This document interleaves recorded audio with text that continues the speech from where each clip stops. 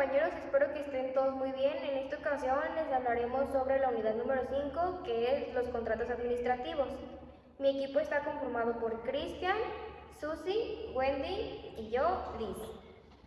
Bueno, pues los subtemas que veremos en este video serán los elementos de los contratos, la clasificación, los principios reguladores y los tipos de contratos más actuales. Bueno, yo les daré una breve introducción sobre lo que son los contratos administrativos. ¿Qué son los contratos? Bueno, empecemos con la definición de un contrato. Un contrato es un acuerdo de voluntades que crea o transfiere derechos y obligaciones. Dichos contratos tienen dos elementos de existencia. El primer elemento es el consentimiento, el cual se refiere a la manifestación de la voluntad de ambas partes, ya sea de forma explícita o tácita. El segundo elemento es el objeto, que puede ser de materia de contrato, el cual se refiere en primer lugar a objetos materiales, como pueden ser bienes, como también al propósito del contrato. Es decir, es la obligación que se crea. Los contratos administrativos, según Fernando J. López Ávila, establece que los contratos administrativos se caracterizan por la administración pública, por lo general por un particular con un fin público o relativo a la satisfacción de una necesidad pública, sometidos al derecho público. En resumen, contrato civil. Sus partes son particulares. Contrato administrativo. Siempre una de sus partes debe ser un ente administrativo. Y JIMPL o S. Contrato civil. Contrato de arrendamiento. Contrato administrativo. Contrato de obras públicas. Elementos de los contratos administrativos. Elementos del contrato. Buen día, compañeros. Yo les voy a hablar de los elementos de los contratos. Como primera parte son los sujetos, que está dividido en dos: sujeto activo y sujeto pasivo. El sujeto activo es representado por la administración pública, que es el órgano del Estado como ente público en ejercicio de sus funciones administrativas, así como de su competencia. Y el sujeto pasivo puede estar representado por un particular, que puede ser una persona física o moral, u otro ente público si se tratara de un contrato interadministrativo. El consentimiento es la voluntad de las partes exteriorizada de conformidad y libre de vicios. El objeto es la consecuencia jurídica que se busca y debe ser cierto, posible, lícito y determinable para crear o transmitir derechos y obligaciones de hacer o no hacer. La causa es el principio impulsor de las voluntades, es el porqué del contrato.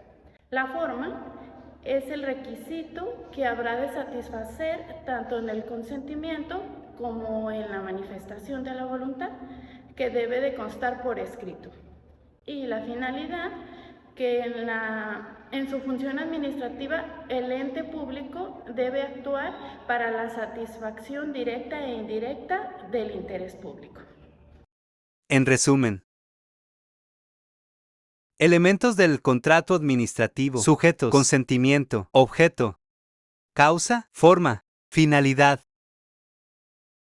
Sujetos: activo o pasivo, consentimiento, la voluntad de las partes, objeto, lo que se busca, causa, lo que lo ocasionó, forma, cómo se debe realizar, finalidad, el bienestar de la sociedad. Clasificación de los contratos. Hola compañeros, bueno pues es mi turno de hablarles de la clasificación de los contratos administrativos. Bueno, pues estos tienen distintas clasificaciones.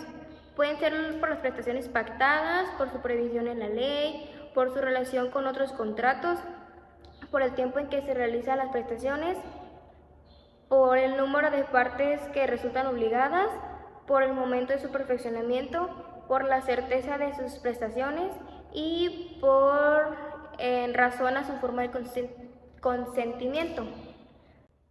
Bueno, pues vamos a comenzar por las prestaciones pactadas. Estos pueden ser a título gratuito o a título oneroso. A título gratuito es cuando una de las partes otorga a la otra un provecho o un beneficio sin compensación alguna. Como en el caso del comodato, donde entregas un bien sin recibir nada a cambio, o sea gratis. Y a título oneroso es cuando ambas partes prestan un servicio y obtienen una compensación.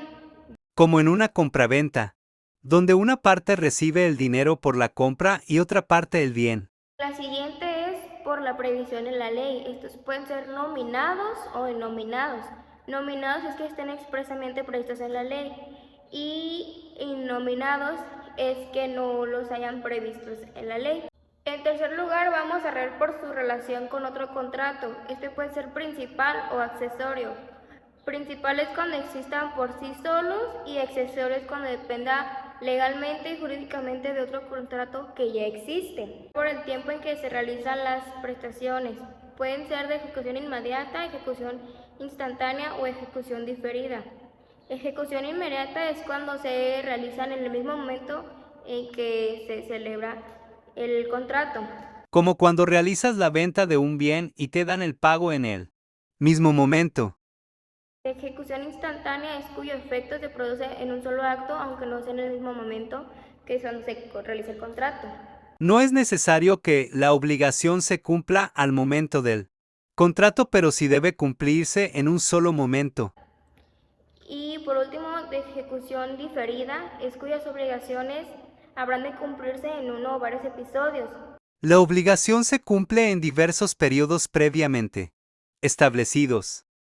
Por el número de partes que resulten obligadas, estos pueden ser unilaterales o bilaterales, que también son conocidos como sinalagmáticos. Los unilaterales, una de las dos partes solamente se obliga sin que la otra tenga obligaciones.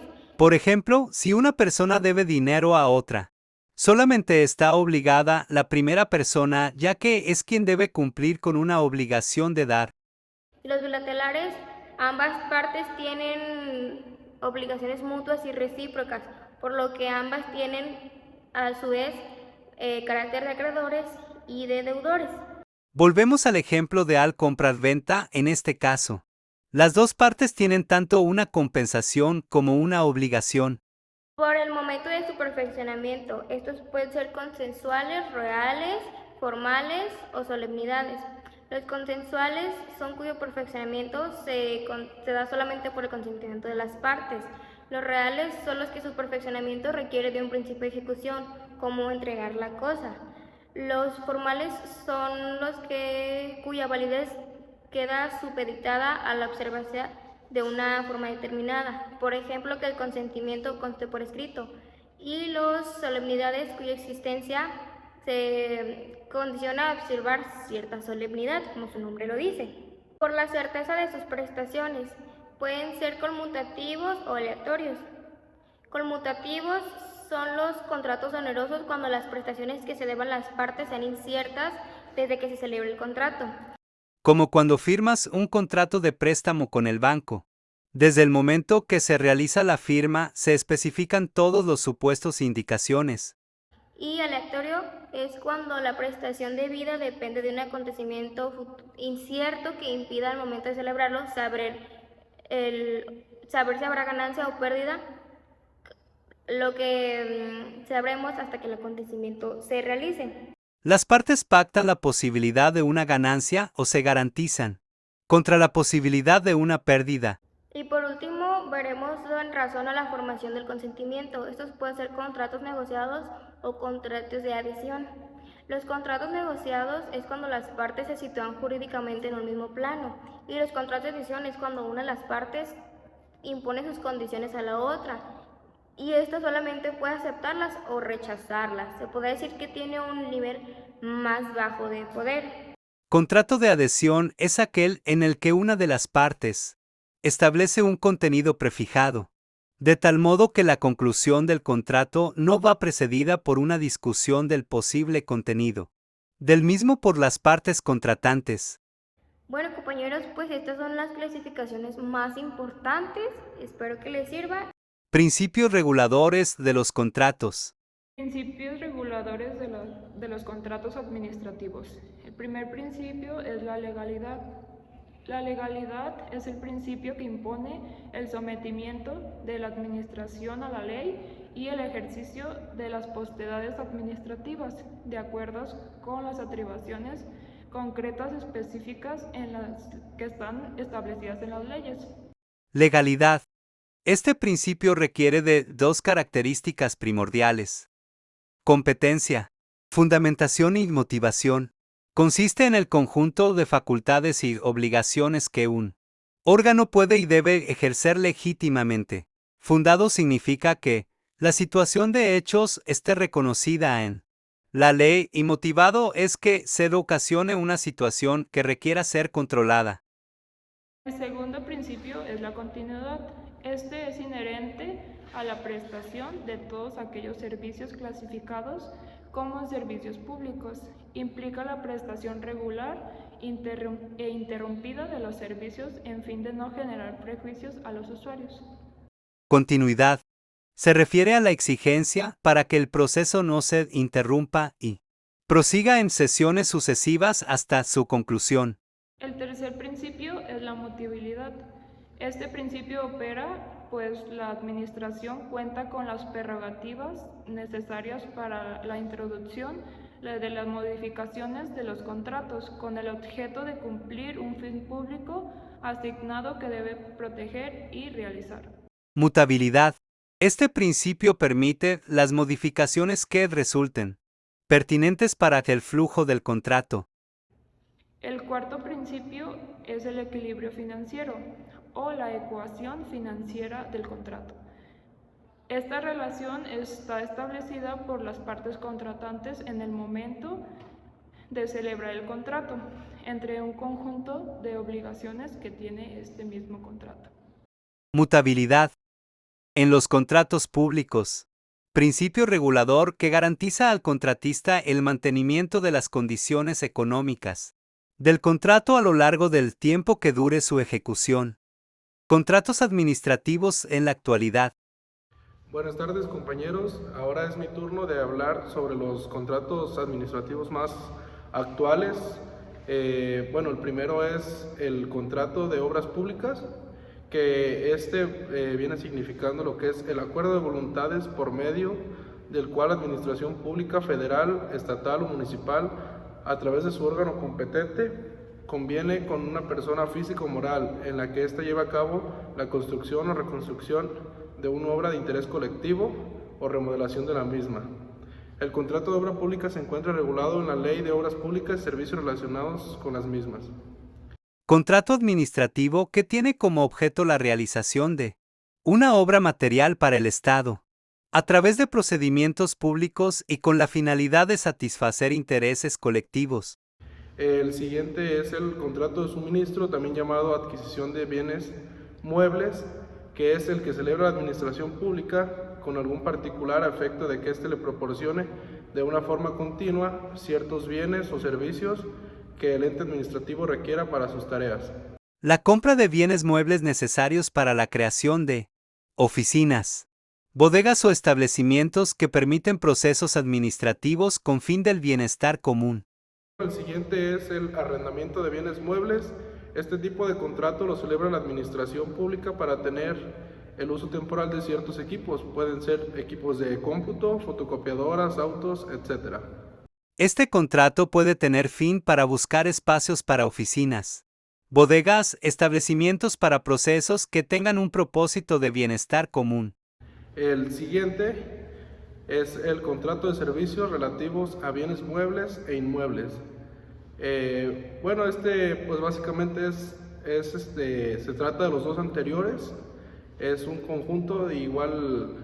Se dedica a los servicios relativos a seguros, reparación, conservación, limpieza y vigilancia de los anteriores, y es por tiempo indefinido. Este contrato permite mantener en condiciones óptimas los bienes previamente rentados. Bueno, compañeros, de mi parte es todo. Muchas gracias por su atención. Esperemos que les sea de mucha utilidad este video y gracias. Hasta la próxima. Gracias por su atención.